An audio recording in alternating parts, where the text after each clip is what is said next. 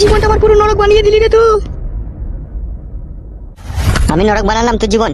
তা কে বানাইলো আমার জীবন নরক? আমার ওই স্বামীর কাছ থেকে কেড়ে নিয়েছি, তুই আমাকে বিয়ে করলি, বিয়ে করে আমাকে তো সুখ দিলি না, আবার ওই মেয়েটাকে এসে বিয়ে করলি, আবার এই কিছুদিন আগে 3 লাখ টাকা জরিমানা দিলি।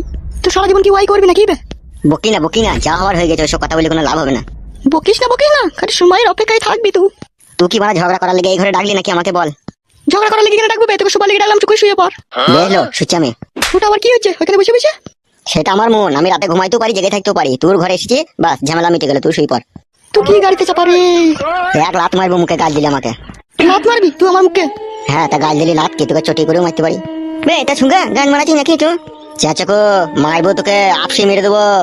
চুপ করে সব ভাব শোনা আমার। ও বৈদ্য মা আমি কোন আলপি দিতে বুঝতে পারছিস না?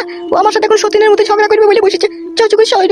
হ্যালো এই মাগি, এই ঘরে দেখিছি চলে আইছি, আমি শুভ কি ঘুমবো সেটা আমি বুঝবো, তুই চুপ করে শো। বেটা ঘুর বেটা, আমি ঘুমুছি, তুই চুপচাপ করে জেগেই থাক। হ্যাঁ ঠিক আছে, তুই শুই পড়।